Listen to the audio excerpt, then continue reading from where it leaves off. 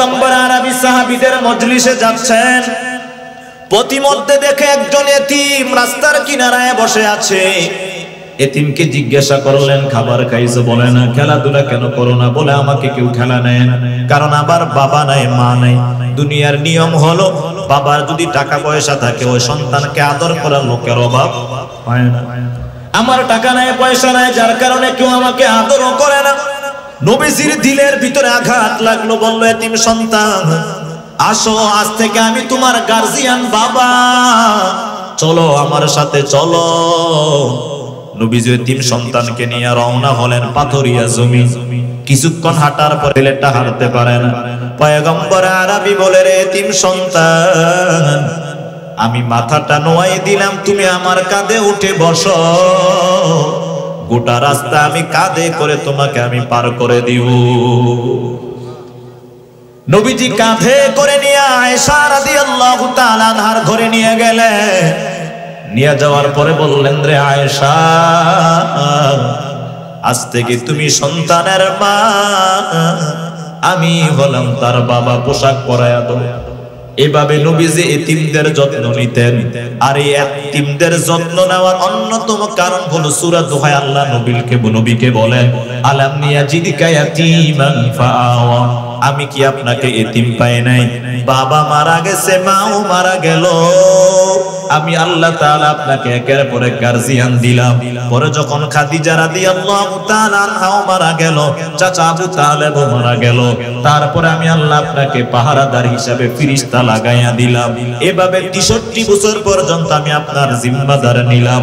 ফা আম্মাল ইয়াতীমা ফালা তাকহার, সাবধান, এতিমদের সাথে কখনো ধমক দিবা না, খারাপ ব্যবহার করবা না। মেম্বার, চেয়ারম্যান সাহেব, অনুরোধ করে বলি, আপনার ক্ষমতা আছে, জনগণ আপনার কাছে এতিম, মাদ্রাসার মুহতামিমের কাছে মাদ্রাসার ছেলেগুলো এতিম, স্কুলের স্যারদের কাছে ছাত্ররা হলো এতিম।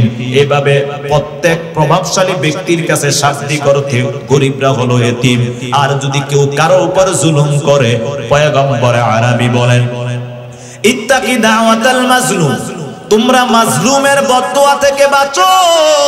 কারণ মাজলুম যখন বদদুয়া করে, আসমান জমিনের মাঝে কোনো ব্যবধান থাকে না। যার কারণে উলামায়ে কেরাম 13 সাল থেকে মাজলুম হয়ে জালেমের বিরুদ্ধে বদদুয়া করছে, আল্লাহ 24 সালে তার দোয়া কবুল করে ফেলছে। ঠিক নি? প্রিয় ভাইরা, ফাযালিকাল্লাযী ইয়াদউল ইয়াতীম, এতিমদের সাথে কখনো খারাপ ব্যবহার করা যাবে না। আর এতিমদের সাথে যে আল্লাহ তাআলা আছে তার একটা প্রমাণ দেই।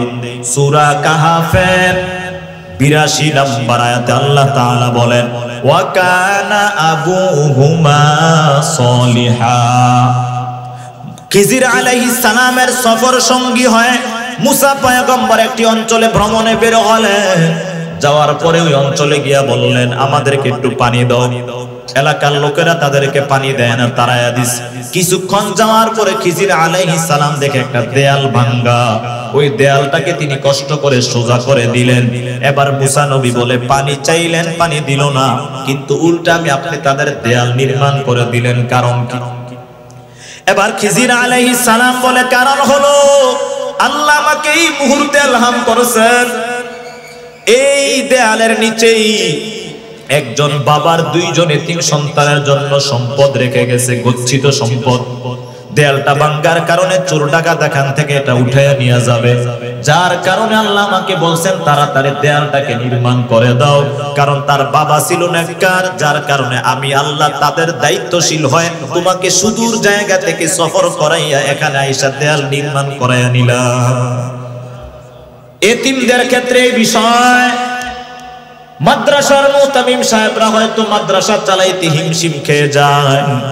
আপনারা এই হাদিসের প্রতি লক্ষ্য রাখবেন, আনা ওয়া কাফিলুল ইয়াতীমি ফিল জান্নাতি হাকাযা, আমি এতিমদের জিম্মাদার নিতেছি, মানে আমি নবীদের সাথে জান্নাতে আরো কাছে যাইতেছি।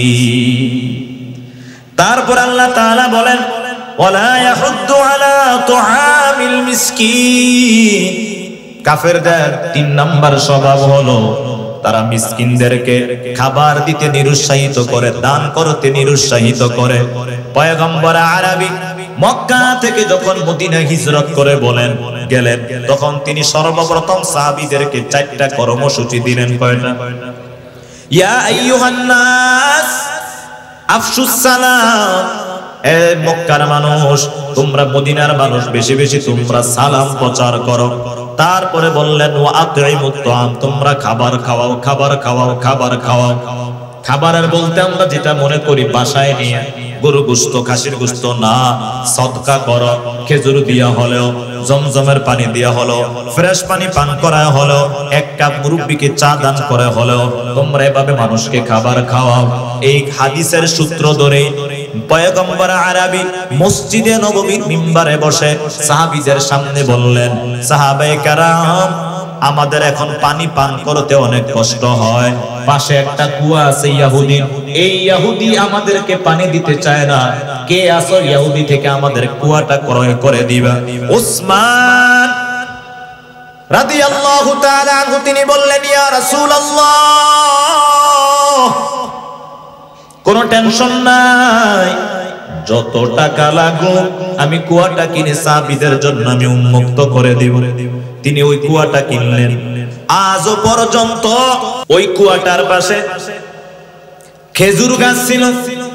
পরবর্তী সাউদ বংশ যখন তারা ক্ষমতায় আসলো, তখন ওই খেজুর গাছগুলো কেটে, কুয়াগুলো কেটে বন্ধ করে সেখানে এখন বর্তমানে আধুনিক হোটেল নির্মাণ করে দিয়েছে। ওই হোটেলের মালিক হল উসমান ইবনে আফফান। সেখান থেকে যত টাকা আসে ওই টাকাগুলো সরকার এখন এতিমদের খাতে খরচ করে। চিন্তা করেন, 1450 বছর আগের দান এখনো চলমান।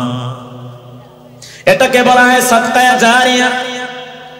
আমরা অনেকেই দান করি, বাবা মারা গেছে, মা মারা গেছে, গরু কাইটা খাওয়ায়, কিন্তু বলি মাদ্রাসায় 10,000 টাকা দেন, দিতে চায় না। অথচ এই যে খাবারের অনুষ্ঠান করলো, খাবার খাওয়ার পরে উল্টা ঝগড়াও লাগে, আবার উল্টা বদনামও করে। কিন্তু আপনি যদি এতিমদের দায়িত্ব নিয়ে মা বাবার পক্ষ থেকে মাদ্রাসায় কিছু দিয়া দেন, এই ছেলে যখন আলেম হবে, তারপরে যখন সে বিভিন্ন জায়গায় ওয়াজ নসিহত ইমামতি করবে, হঠাৎ করে যখন বলবে, আল্লাহ আমাকে তৈরি করার পিছনে যত মানুষ ইনভেস্ট করেছে টাকা পয়সা, তুমি তাদেরকে ক্ষমা করে দাও। আল্লাহ যদি ওই বাচ্চাটার দোয়া একবার কবুল করে নেয়, আপনার মা বাবার জীবন চমকায়া যাবে। বুঝাইতে পারি না? এভাবে আল্লাহ তাআলা কোরআনে কাফেরদের কিছু দুষ্কর্মের কথা বললেন। প্রথমে 1 নম্বরে কাফেরদের দুশমন যে কথাটা বললেন তা হলো পরকাল দিবসকে অস্বীকার করা, 2 নম্বরে এতিমদের সাথে খারাপ ব্যবহার করা, 3 নাম্বার হলো মিসকিনদের সাথে খারাপ ব্যবহার করা। তাহলে কাফেরদের আলোচনা আমরা প্রায় শুনে ফেললাম। এবার দ্বিতীয় অংশে মনে থাকলে বলুন, কাদের আলোচনা?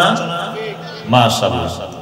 দ্বিতীয় অংশ নিয়ে আল্লাহ বলেন, ফাওয়াইলুল লিল মুসাল্লিন আল্লাযীনা হুম আন সালাতিহিম সাহুন। যেহেতু মাদ্রাসার মাহফিলে বিষয়টা বললে খুব সুন্দর হবে। আল্লাহ যদি এখানে বলতেন আল্লাযীনা হুম ফি সালাতিহিম সাহুন, তাহলে আমাদের সকলের জন্য কষ্ট হয়ে যায়। আল্লাহ বলছেন আন, আর যদি বলতেন কি ফি, কষ্ট কেমন হইতো? আমি একটু উদাহরণ দিই।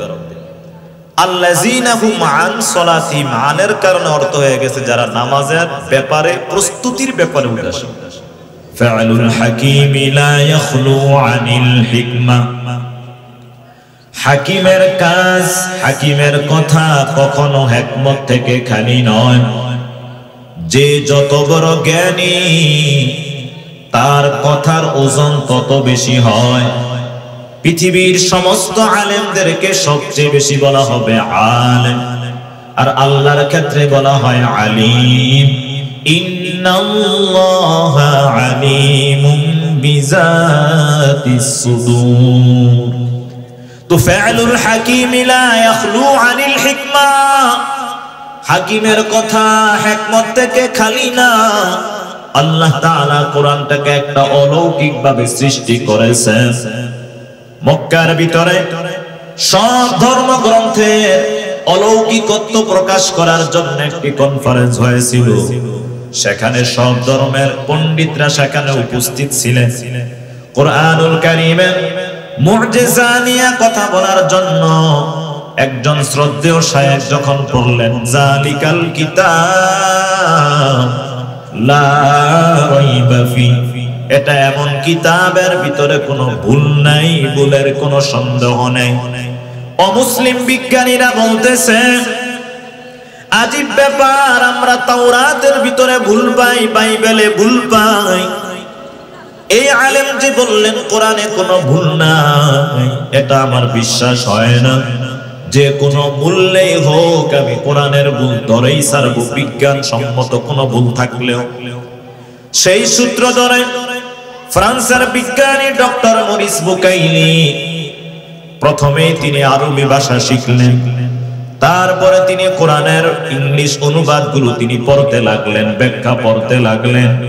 পড়তে পড়তে পড়তে এই আয়াতগুলো যখন তার সামনে আসলো, আল্লাহ তাআলা বলেন, আওয়ালাম ইয়ারাল্লাযীনা কাফারু আন্নাস সামাওয়াতি ওয়াল আরদ কানাতা রাতকান ফাফাতাকনাহুমা। কাফেররা কি আসমান জমিনের দিকে তাকায়া দেখে না? কানাতা রাতকান, আসমান জমিন ছিল একটা বিন্দু আকারে। পরবর্তীতে আল্লাহ তাআলা বিশাল এক আওয়াজের মাধ্যমে আসমানকে আসমানের জায়গায়, জমিনকে জমিনের জায়গায় সেট করে দিলেন, যেটাকে বিজ্ঞানের ভাষায় বলা হয় কসমোলজি, বিগ ব্যাং থিওরি, সৃষ্টি তত্ত্ব। এই কথাগুলো যখন কোরআন থেকে তিনি পেয়ে গেলেন, তিনি আশ্চর্য হয়ে গেলেন যে মাত্র 100 বছর আগে বিজ্ঞান এগুলো খুঁজে পেয়েছে, আর আল্লাহ তাআলা কোরআনের ভিতরে 1400 বছর আগেই বলে দিয়েছে।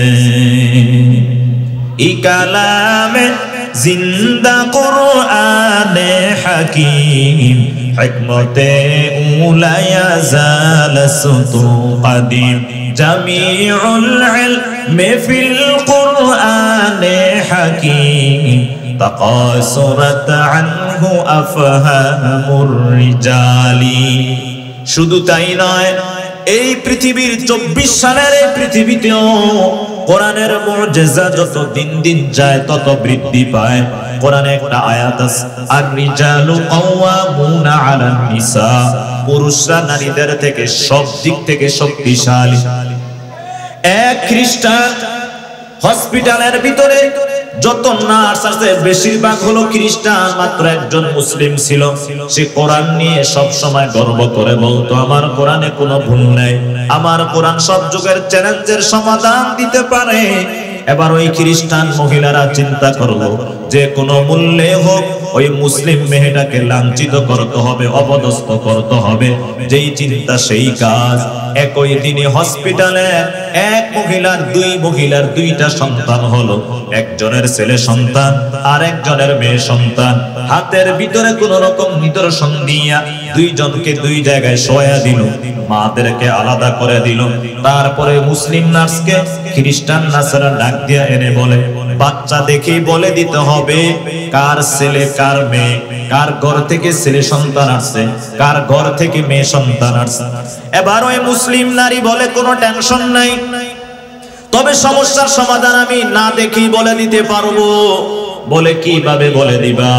বলে তোমাদের একটা কাজ করতে হবে। কাজটা হলো এই, তোমরা উভয় মহিলার, গর্ভধারিণী মহিলার স্তন থেকে তোমরা মেশিনের মাধ্যমে দুধ সংগ্রহ করে নিয়ে আসো। দুধগুলো সংগ্রহ করে নিয়ে আসলো। তারপর ওই মুসলিম নার্স মেশিনের ভিতরে দিয়া দেখে একজনের স্তনের দুধ অনেক গাঢ় আর একজনের স্তনের দুধ অনেক পাতলা। এবার ওই মুসলিম নার্স ডেকে বলে, এক খ্রিস্টান নার্সরা শুনে নাও, স্তন গাঢ় যেই দুধ মহিলা, যেই দুধগুলো হলো গাঢ়, এই মহিলাকে ছেলে সন্তান দিয়া দাও, আর যেই স্তনের দুধ পাতলা ওই মহিলাকে মেয়ে সন্তান দিয়া দাও। এবার তারা দেখলো ঠিকই তো মিলে গেল। এবার তাকে প্রশ্ন করা হলো, সমাধান করলেন কিভাবে? এবার ওই মহিলা বলে, আর-রিজালু কাওয়ামুনা আলান নিসা। আল্লাহ কোরআনে বলছেন মহিলারা, পুরুষরা শক্তিশালী, মহিলারা গঠন দিক থেকে অনেক দুর্বল হয়। আর এই দুর্বলতার প্রথম থিওরি হলো মায়ের বুকের স্তন। ছেলে সন্তান হলে আল্লাহ গাঢ় করে দেয়, মেয়ে সন্তান হলে পাতলা করে দেয়। কাদেরে কুদরতু দারি বরকামান, আনতা রাব্বি আনতা হাসবি জুল জালাল, তুহি কাদের জালিলুল্লাহ জাহাদান বহর হালে তুহি মেরা নিগাহদার। তো বলার উদ্দেশ্য ছিল কোরআনের কোন শব্দ, কোন বাক্য, কোন কিছু ফায়দা থেকে খালি না।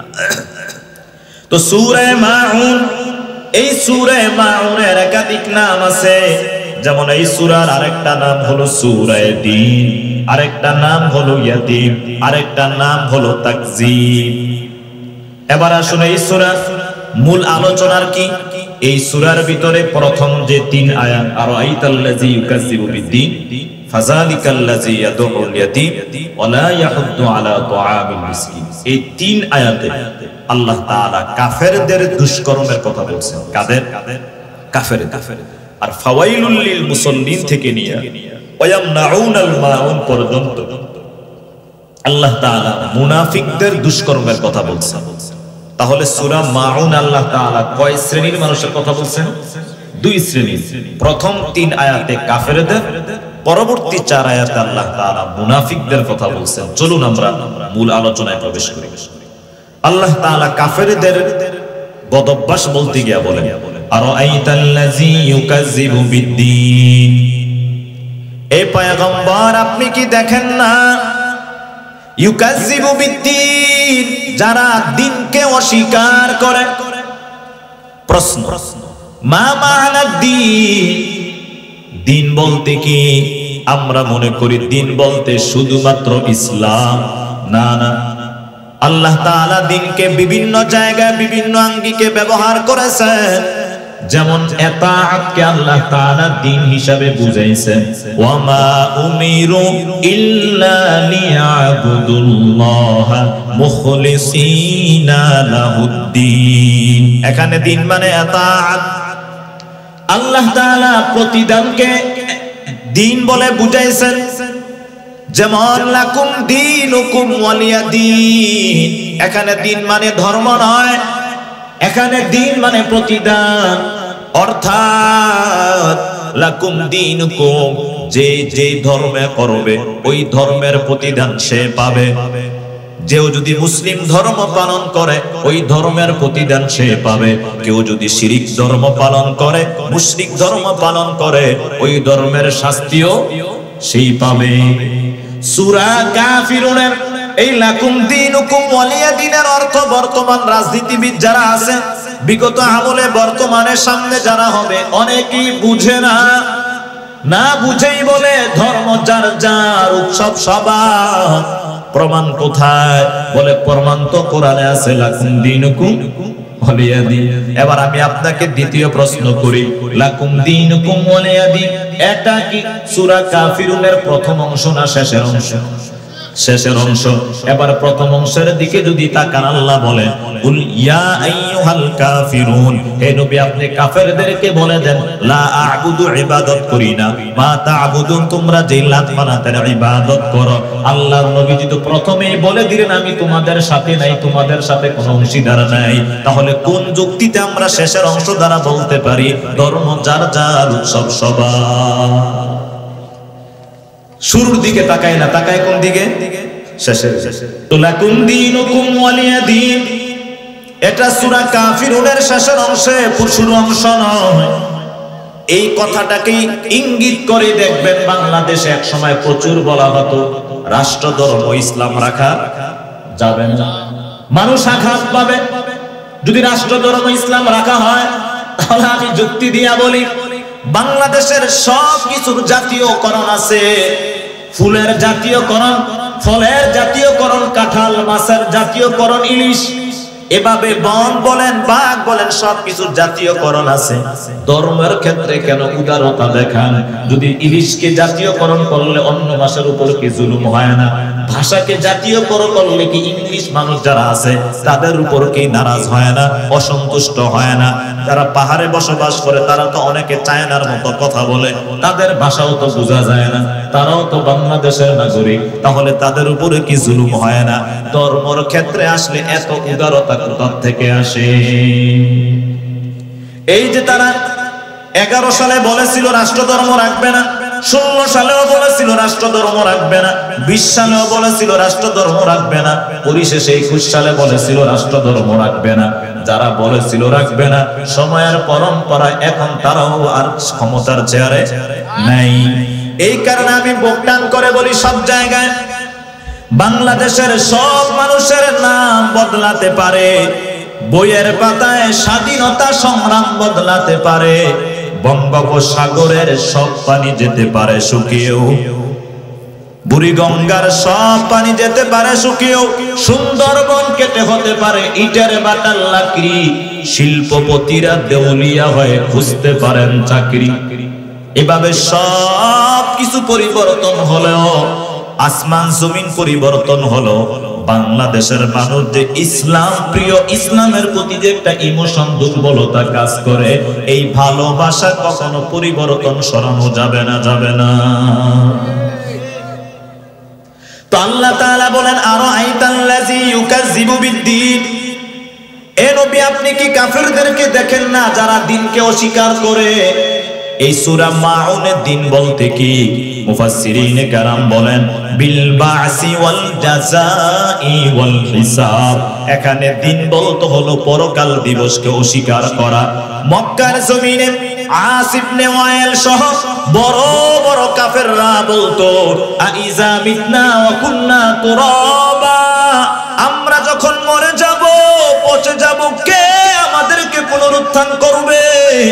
এভাবে যখন মক্কার জমিনে তারা আখিরাতকে অস্বীকার করত, আল্লাহর নবীজি বলেন, কোরআনের দিকে তাকাও, আমি আল্লাহ তাআলা আসহাবে কাহফকে 309 বছর পরে জীবন দিলাম, আমি আল্লাহ তাআলা উযায়ের নবীকে 100 বছর পরে জীবন দিলাম, আমি আল্লাহ তাআলা পাখিকে একদম খণ্ড বিখণ্ড করার পরও ফাখুজ আরবাতাম মিনাত তায়র, এই পাখিকে খণ্ড বিখণ্ড করার পর আমি আল্লাহ জীবন দিলাম। এগুলো দ্বারা আমি প্রমাণিত করতে চাই, মানুষ মাটির সাথে মিশে গেল, আল্লাহ তাআলা অবশ্যই পরকালে মানুষকে পুনরুত্থান করতে পারে। তো যারা এই পরকালকে অস্বীকার করে, আগে করতো, এখন কি কিছু মানুষ করে না? মনে করে করে, যা দেখি না তা বিশ্বাস করি না, পরকাল বিশ্বাস করি না, খাও দাও ফুর্তি করো, দুনিয়াটা মস্ত বড়, এই সমস্ত স্লোগান দিতে দিতে তারা যত ধরনের নাফরমানি করে যায়। এই কারণে তো ছোটকালে আমরা পড়েছি 6 জিনিস বিশ্বাস করার নাম হলো ঈমান। কয় জিনিস বিশ্বাস করার নাম? 6 জিনিস। শেষে আমানতু বিল্লাহি ওয়া মালাইকাতিহি ওয়া কুতুবিহি ওয়া রুসুলিহি, তারপর বলেন ওয়াল ইয়াউমিল আখির, আখিরাতের প্রতি বিশ্বাস করার নাম ঈমান। এই সালাম, এই শহীদ, যত ধরনের কলেজ ভার্সিটির ছেলে যারা তোমরা বিজ্ঞানের থিওরিতে তোমরা বলো পরকাল বলতে কিচ্ছু নাই, আল্লাহ তাআলা বলেন তোমরাও পরকাল অস্বীকার করো তা বিজ্ঞানের নামে, মক্কার কাফেররাও অস্বীকার করো তো বিজ্ঞানের নামে, তোমাদের মাঝে আর তাদের মাঝে কোনো ব্যবধান নেই। আর আইতাল্লাযী ইউকাযযিবু বিদ্দীন, তারপর আল্লাহ তাআলা বলেন ফাযালিকাল্লাযী ইয়াদউল ইয়াতীম, পরকাল দিবসকে যারা অস্বীকার করে তাদের আরেকটা খারাপ গুণ হলো তারা এতিমদের সাথে দুর্ব্যবহার করে, খারাপ ব্যবহার করে, এতিমদের পাশে দাঁড়ায়। মক্কার কাফেররা যারা ছিল তাদের একটা নিয়ম ছিল, তারা ব্যবসায় লাভবান হলে পরবর্তীতে মানুষকে উট জবাই করে খাওয়াই। তো একদিন খাবারের মাজলিসে একজন এতিম প্লেট নিয়ে বলে আমাকে কিছু খাবার দেন, মুহূর্তের ভিতরেই আবিজাদ এলাকা হওয়ার কারণে তাকে ধাক্কা দিয়ে তাড়ায়া দিস। আল্লাহ সাথে সাথে বলেন ফাযালিকাল্লাযী ইয়াদউল ইয়াতীম, যারা এতিমদের সাথে দুর্ব্যবহার করে তারা মুমিন হতে পারে না, এটা কাফেরদের বদঅভ্যাস। বর্তমানেও সহিভাবে যেই সমস্ত এতিমখানাগুলো পরিচালিত হয়, অনেক ধনী ব্যক্তির কাছে গেলে তারা বিরক্ত হয়, হুজুরদের সাথে ছাত্রদের সাথে খারাপ ব্যবহার করে কিনা বিরক্ত হয়ে যায়।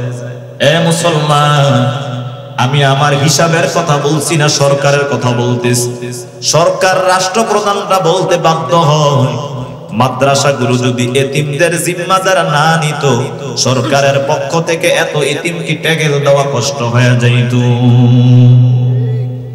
শুধু ট্যাগেল দেওয়া না, দিন দিন বখাটে সন্তানও বের হয়, বেশি বেড়ে যায়। কারণ এতিমখানা সরকারের পক্ষ থেকে যে এতিমগুলো লালন পালন করা হয়, যাদের নেতৃত্বে করা হয়, তারাই উল্টা এতিমদের সম্পদ আত্মসাৎ করে ফেলে।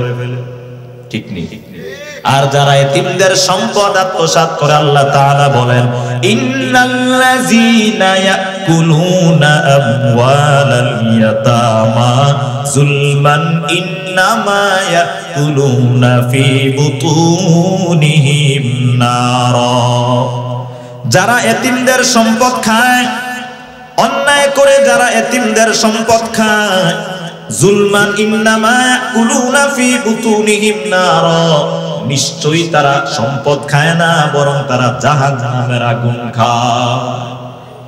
এই যে আপনাদের চারিপাড়া এলাকার জন্য ধরেন সরকারের পক্ষ থেকে 500 বস্তা চাউলের বাজেট করা হলো, যারা ভাগ করবে, মেম্বার হোক চেয়ারম্যান হোক, ওই 500 বস্তার ভিতরে যদি 300 বস্তা তারা খেয়ে ফেলে, তাহলে তারা মূলত চাউল খায় না, তারা জাহান্নামের আগুন খায়। আর এগুলো মনে হয় আমাদের বাংলাদেশে অনেক কম হয়, ঠিক না? নাকি বেশি হয়?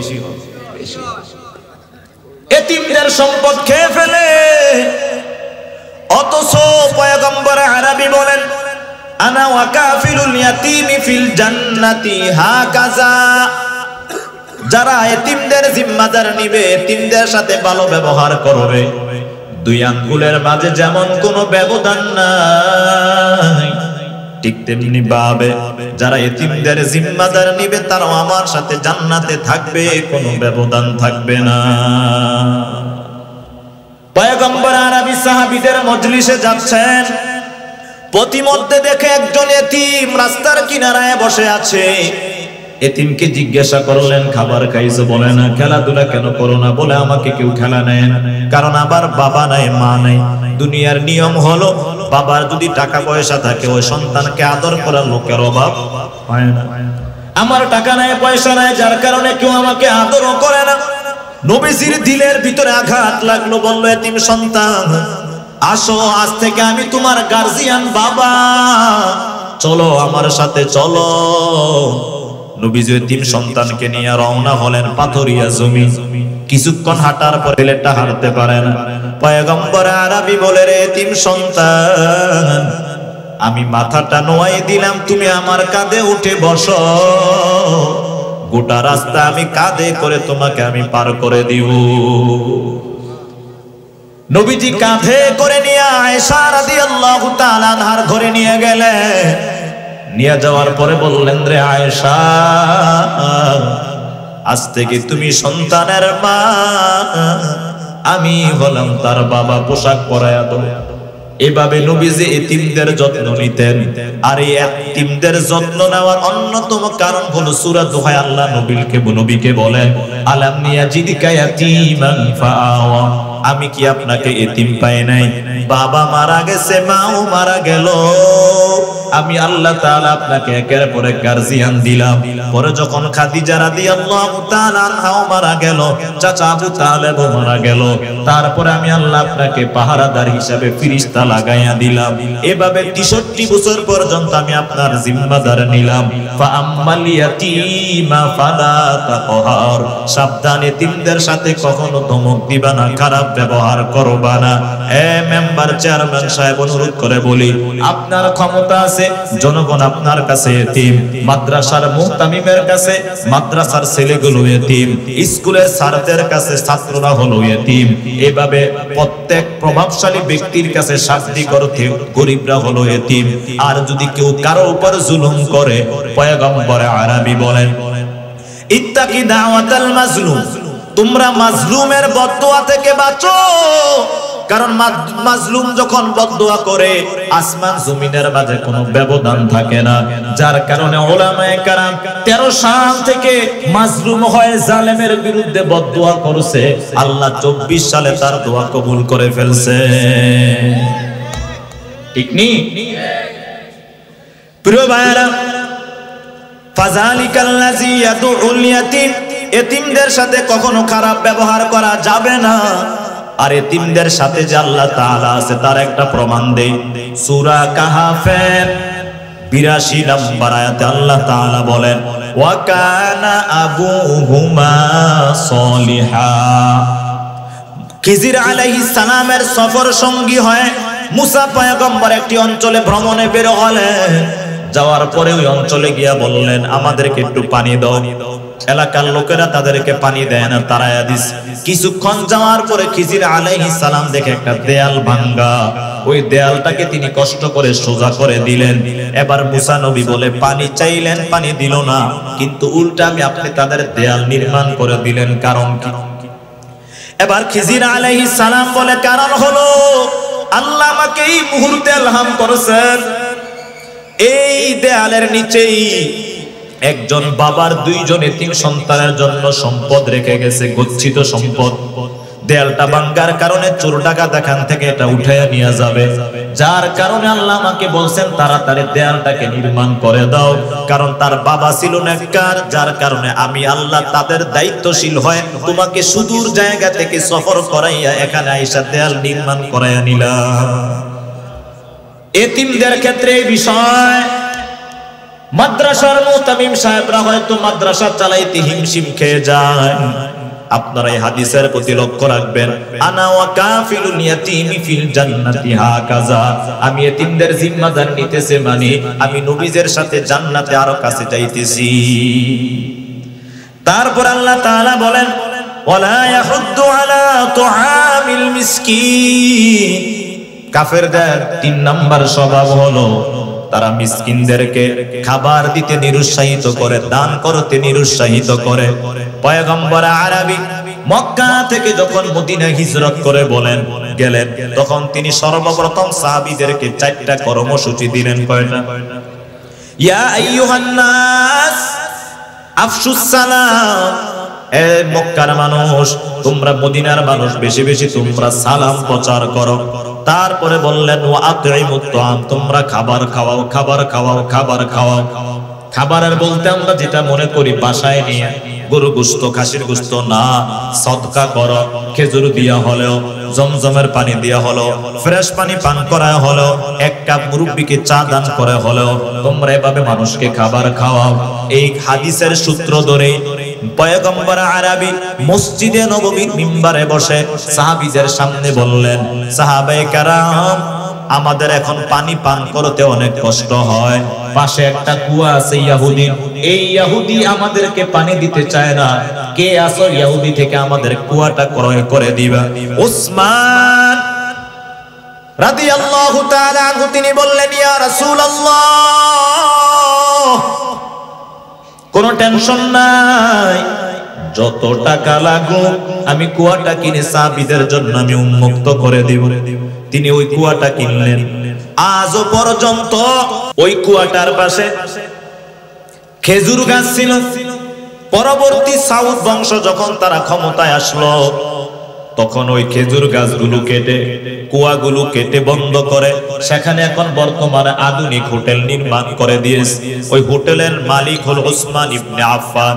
সেখান থেকে যত টাকা আসে ওই টাকাগুলো সরকার এখন এতিমদের খাতে খরচ করে। চিন্তা করেন, 1450 বছর আগের দান এখনো চলমান। এটাকে বলা হয় সাদকায়ে জারিয়া।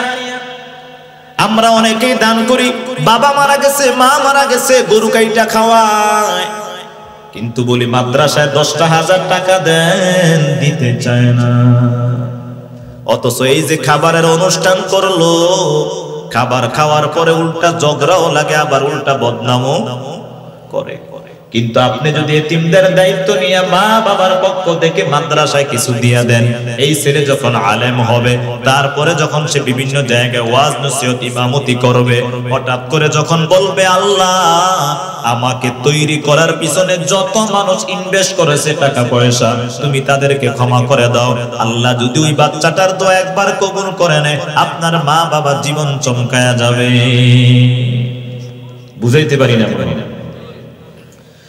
এভাবে আল্লাহ তাআলা কোরআনে কাফেরদের কিছু দুষ্কর্মের কথা বললেন। প্রথম 1 নম্বরে কাফেরদের দুশমন যে কথাটা বললেন তা হলো পরকাল দিবসকে অস্বীকার করা, 2 নম্বরে এতিমদের সাথে খারাপ ব্যবহার করা, 3 নাম্বার হলো মিসকিনদের সাথে খারাপ ব্যবহার করা। তাহলে কাফেরদের আলোচনা আমরা প্রায় শুনে ফেললাম। এবার দ্বিতীয় অংশে মনে থাকলে বলুন, কাদের আলোচনা? মাশাআল্লাহ। দ্বিতীয় অংশ নিয়ে আল্লাহ বলেন ফাওয়াইলুল লিল মুসাল্লিন আল্লাযীনা হুম আন সালাতিহিম সাহুন। যেহেতু মাদ্রাসার মাহফিল এই বিষয়টা বললে খুব সুন্দর হবে। আল্লাহ যদি এখানে বলতেন আল্লাযীনা হুম ফি সালাতিহিম সাহুন, তাহলে আমাদের সকলের জন্য কষ্ট হয়ে যাইবে। আল্লাহ বলছেন আন, আর যদি বলতেন কি ফি, কষ্ট কেমন হইতো আমি একটু উদাহরণ দিই। আল্লাযীনা হুম আন সালাতিহিম, আনের কারণে অর্থ হয়ে গেছে যারা নামাজের ব্যাপারে প্রস্তুতির ব্যাপারে উদাসীন।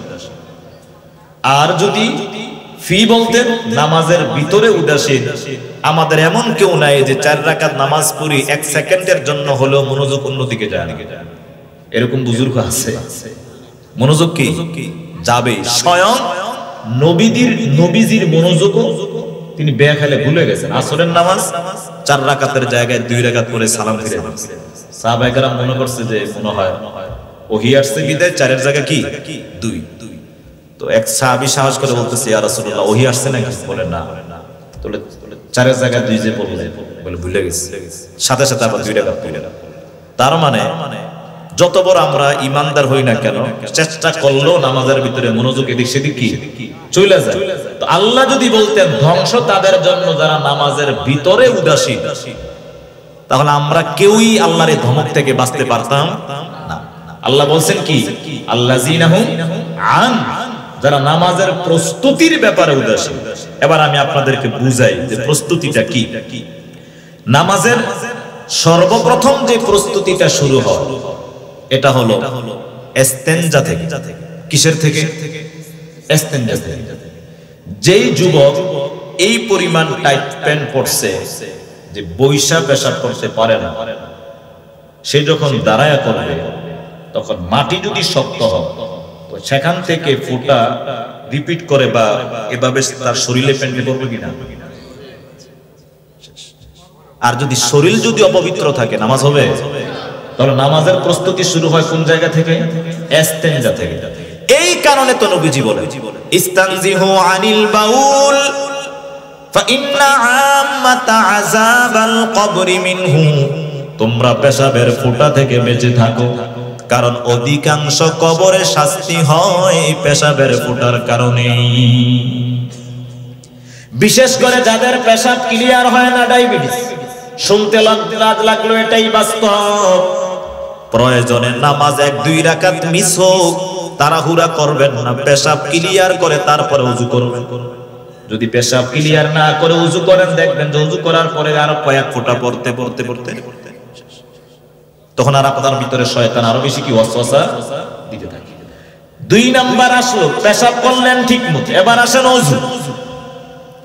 ওযুর শুরু থেকে শেষ পর্যন্ত যদি আপনার সুন্দর না হয়, তাহলে শয়তান আপনাকে প্রথম ভাবে আপনার উপর জয়লাভ করে ফেলবে। যেমন আজকে যারা এশারের ওযু করেছেন, ওযুর শুরুতে যদিও হানাফি মাযহাবে বলা হয় 4টা ফরজ, শাফি মাযহাবে বলা হয় 5টা বা 6টা ফরজ। এর ভিতরে বাড়তি 1 নাম্বার ফরজের নাম হলো বিসমিল্লাহ বলা। এই যে ওযুর আগে বিসমিল্লাহ বলাটা ফরজ। কোন মাযহাবে যদি কার বুঝের ইচ্ছা নিয়ে ফেলি, এশারের ওযু যারা করেছেন বিসমিল্লাহ কারা কারা বলছেন হাত তুলে। দেখেন এখানে কিছু মানুষ পাওয়া গেছে, এমনও গেছে হাজার হাজার মানুষ ওয়াজ শুনতে আসছে, এশারের নামাজের আগে যারা ওযু করছেন বিসমিল্লাহ পড়ছেন কারা? খুব অল্প মানুষ। অথচ স্পষ্ট হাদিস লা ওয়াজু লিমান লাম ইয়াজকুর ইসমাল্লাহ, ওইটা পরিপূর্ণ ওযুই হবে না যে ওযুর শুরুতে বিসমিল্লাহ বলা হয় না। আচ্ছা, আপনি বিসমিল্লাহ বললেন, তারপরে আপনি শীতের কারণে মানুষের এই যে 2 আঙ্গুলের মাঝখানে শুকনা হয়ে থাকে কিনা, কনই পায়ের গোড়ালি, নবীজি বলেন ওয়াখাল্লিল বাইনাল আসাবি, খেয়াল করে তোমরা 2 আঙ্গুলের মাঝখানে ধৌত করে নাও। পায়ের টাকনু গোড়ালি এগুলো তোমরা, কনই গোড়ালি তোমরা ধৌত করে নাও। পয়গম্বর আরবীর আরেকটি সুন্নাত, যিনি মৃত্যুর আগ পর্যন্ত এই সুন্নাত ছাড়ে নাই, তার কাছেই ছিল মিসওয়াক। এটা তাবলীগের ওয়াজ, সরমনের ওয়াজ, এটা ওয়াজের মাহফিলের ওয়াজ না রে ভাই, এটাই সব জায়গার ওয়াজ। মেসওয়াক নাই। নবীজি বলেন লাউলা নাশুক্কু আলা উম্মতি লামারতুহুম বিসওয়াকি ইনদা কুল্লি সালাতি, আমি যদি আমার উম্মতের জন্য কষ্ট করে মনে না করতাম, নামাজের আগে মেসওয়াক করাকে আমি ফরজ করে দিতাম। যারা বিসমিল্লাহ বলছে যদি বলি মেসওয়াক কারা কারা করছে, আরো দেখা কইমা যাবে। অথচ যারা আরবে গেছেন তাদের এখন একটা আমল আছে, বুক পকেটে সব সময় মেসওয়াক রাখে। খেয়াল করছেন যারা গেছে, তারা মেসওয়াককে কখনো বাদ দেয় না।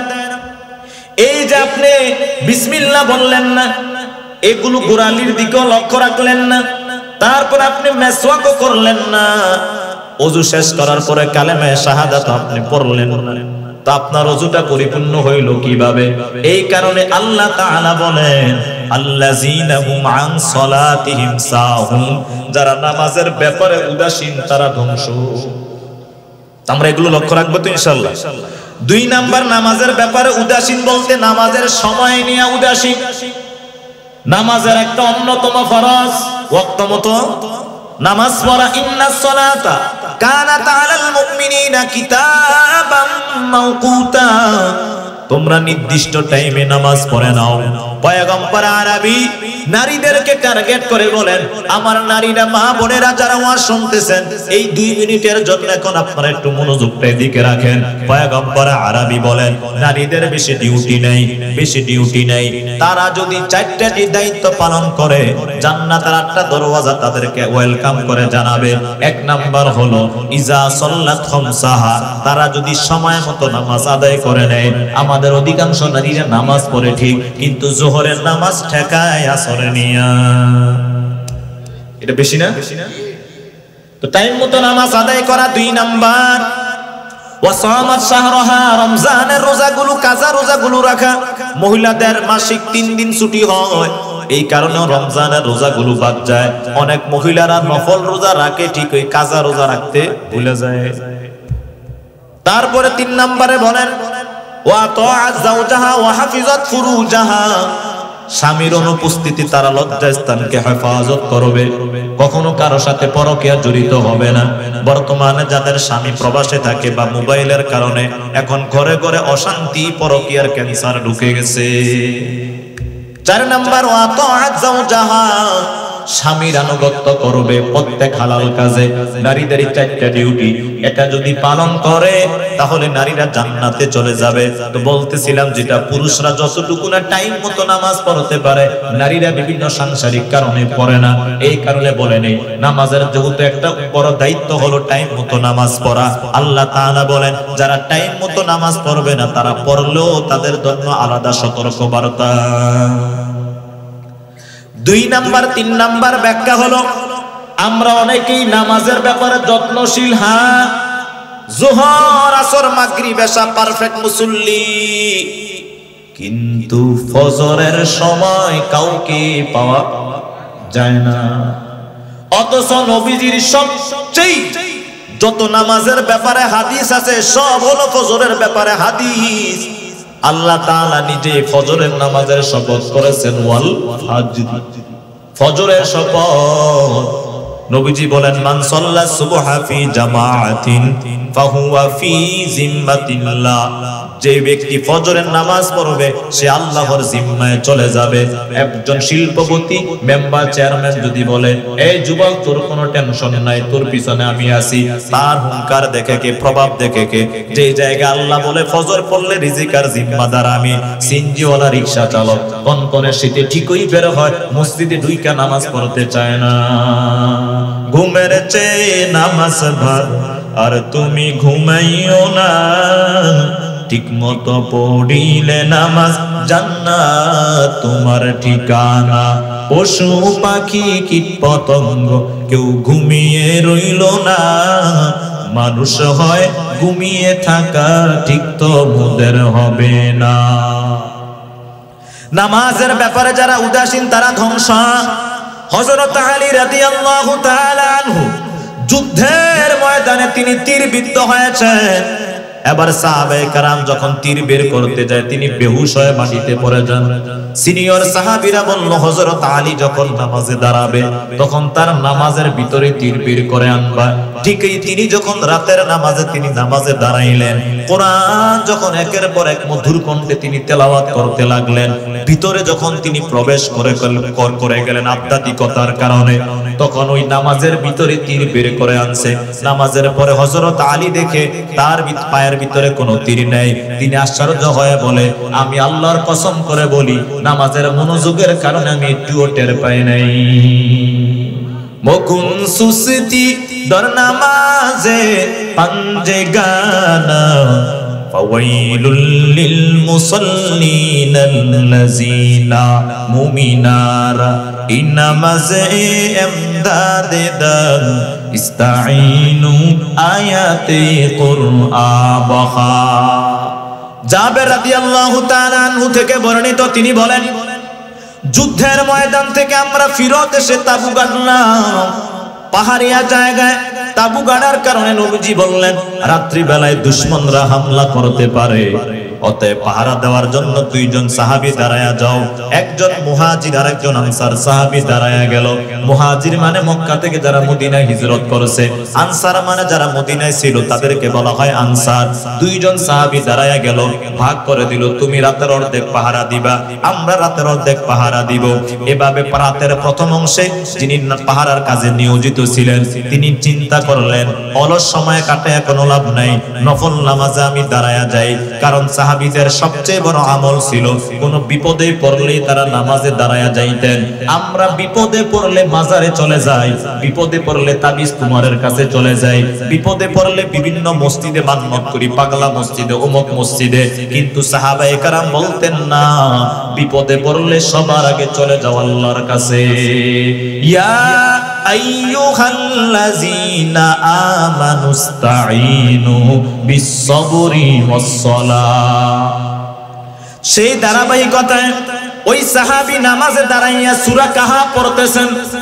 দুশমন দূর থেকে ভাবতেছে মনে হয় পাহারাদারও এখন অলস মনে হচ্ছে, ভিন্ন চিন্তায় নিমজ্জিত আজ। তীর নিক্ষেপ করছে, প্রথম তীর এসে তার ডান বাহুতে লেগে গেল, দ্বিতীয় তীর এসে তার বাম বাহুতে লেগে গেল। এবার সে দ্রুত নামাজ শেষ করে এই দ্বিতীয় সাথীকে জাগ্রত করলেন। করার পরে দেখে তার দুই বাহুতে তীর বিদ্ধ অবস্থায়, রক্তাক্ত অবস্থায়। এবার দ্বিতীয় ব্যক্তি বলতেছে তুমি কেন আমাকে ঘুম থেকে জাগ্রত করাইলা না? সে এবার জবাব দিয়া বলে, ভাই আমি নিজেকে বাঁচার জন্য আমি নামাজ শেষ করি নাই, নামাজে যখন দাঁড়াইছি এতটা আমি মনোযোগ ভালোবাসা পাইছি সূরা কাহাফের ভিতরে, নামাজ শেষ করতে চাই নাই। কিন্তু আমি চিন্তা করলাম আমাকে যদি মেরে ফেলে তাহলে তোমাদের জীবনটাও ধ্বংস হয়ে যাবে, ওই কারণে আমি দ্রুত নামাজ শেষ করে দিছি। এই ছিল সাহাবীদের নামাজ। আর আমি সহ আপনারা নামাজে দাঁড়াইলে দুনিয়ার সমস্ত ধরনের হিসাব আমাদের ভিতরে চলে আসে। এক ব্যক্তির 4টা দোকান ছিল, নামাজে দাঁড়াইছে, আসরের নামাজে প্রথম রাকাতে প্রথম দোকানের হিসাব করছে, দ্বিতীয় রাকাতে দ্বিতীয় দোকানের হিসাব করছে, তৃতীয় রাকাতে তৃতীয় দোকানের হিসাব করছে। ওই দিন ভুল ক্রমে ইমাম সাহেব তৃতীয় রাকাত করে সালাম ফিরাইয়া দিছে, কেউ লোকমা দেয় না। আবার ওই দোকানদার দাঁড়ায়া বলতেছে 1 রাকাত বাকি আছে, বলতেছে কেউ তো লোকমা দিল না, তুমি বুঝলা কিভাবে? বলে আমার এখন একটা দোকানের হিসাব বাকি আছে, এই কারণে আমি বুঝতে পারছি। এই হলো আমাদের নামাজ। এই কারণে আল্লাহ তাআলা বলেন ফাওয়াইলুল লিল মুসাল্লিন, ধ্বংস ওই নামাজীদের জন্য, আল্লাযীনা হুম আন সালাতিহিম সাহুন, যারা নামাজের ব্যাপারে উদাসীন। তারপর আল্লাহ তাআলা বলেন আল্লাযীনা হুম ইউরাউন, যারা মানুষকে দেখাবার জন্য নেক আমল করে। বড় সেনসিটিভ একটা হাদিস, বুখারী শরীফ, মুসলিম শরীফ, সিয়াসিত্তার সমস্ত কিতাবের শুরুতে নামাজের কথা নাই, রোজার কথা নাই, হজের কথা নাই। প্রথম হাদিসটাই হলো ইন্নামাল আমালু বিন্নিয়াত। ঈমানের আগেও ইন্নামাল আমালু বিন্নিয়াত। আমি ঈমান আনলাম, ধরেন একজন নব মুসলিম দাবি করে, এখন সে যদি চিন্তা করে যে নব মুসলিম দাবি করলে মুসলিমরা আমাকে আর্থিক সহযোগিতা বেশি করবে, ওই ধান্দা যদি থাকে টাকা পয়সা, ইন্নামাল আমালু এই কারণে ঈমানের আগেও নিয়তকে পরিশুদ্ধ করতে হবে। অত্যন্ত কঠিন একটা ওয়াজ করতেছি, শুনতেছেন, মাদ্রাসা চালাইতেছি, পড়াইতেছি, সবকিছু করতেছি, দান করতেছি, উদ্দেশ্য যদি থাকে বাহবা পাওয়া, সবকিছু কি শেষ। মুসলিম শরীফের একটি হাদিস, কিয়ামতের ময়দানে আল্লাহ তাআলা 3 শ্রেণীর মানুষকে ইবাদতের হিসাবে ডাক দিবেন সবার আগে। এই শহীদ, আসো তুমি আল্লাহর রাস্তায় কেন শহীদ হইছো? সে বলবে আল্লাহর রাস্তায় শহীদ হইছে এই কারণে মানুষ তোমার জমিনে তোমার দিন কায়েম করার জন্য, মানুষ যাতে স্বাচ্ছন্দ্যে চলতে পারে এই কারণে। আল্লাহ বলেন না, মারা যাওয়ার পরে তোমাকে বীর বাহাদুর বলবে, তোমাকে সেলুট জানাবে, তোমার কবরে এসে ফুল দিবে, এই সমস্ত কারণে তুমি শহীদ হইছো। দুনিয়ায় যেটা পাওয়ার এটা পেয়ে গেছো, আমার কাছ থেকে আখিরাতে তুমি কিচ্ছু পাবা, যাও জাহান্নামে। আল্লাহ তাআলা দানবীরকে ডাক দিবে, এ দানবীর আমার জন্য কি করছিস? দানবীর তখন বলবে, যা সম্পদ দিছো সব তোমার রাস্তায় খরচ করছি। কেন খরচ করছো আগে বলো, উদ্দেশ্যটা কি?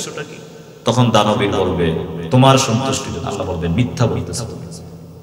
মানুষ তোমাকে দানবীর বলবে, বাহবা দিবে, বিভিন্ন জায়গায় সবার সামনে আগায়া দিবে, এই বাহবার জন্য তুমি দান করেছো, আমার সন্তুষ্টির জন্য, যাও জাহান্নামে। আল্লাহ এবার ডাক দিবে আলেমকে আল্লাহ ডাক দিবে, আমি যে আল্লাহ তোমাকে শরীয়তের জ্ঞান দিলাম, এই জ্ঞান দ্বারা তুমি কি করছো? তা আলেমরাও বলবে, আল্লাহ মানুষকে দাওয়াত দিছি, হেদায়েতের পথে আনছি, উদ্দেশ্য ছিল দুনিয়া না আখিরাত না আমার সন্তুষ্টি। তখন আলেম তো বলবে, আল্লাহ তোমার সন্তুষ্টি। আল্লাহ বলবে, আমি মনের খবর জানি রে পাগলা, দুনিয়ার বাহবা পাওয়ার জন্য নারায়ে তাকবীর, আল্লাহু আকবার, আহলান সাহলান ইত্যাদি। আল্লাহ বলবে, যাও জাহান্নামে। এবার চিন্তা করেন, এই যে দানবী শহীদ ব্যক্তি, আলেম, তারা বাহ্যিক দৃষ্টিতে নেককার, কি বাহ্যিক দৃষ্টিতে কি নেককার, কিন্তু আল্লাহর দৃষ্টিতে নেককার। এই যদি হয় অবস্থা, এবার চিন্তা করেন যারা নামাজ রোজা পড়েই না, তাদের অবস্থা কি?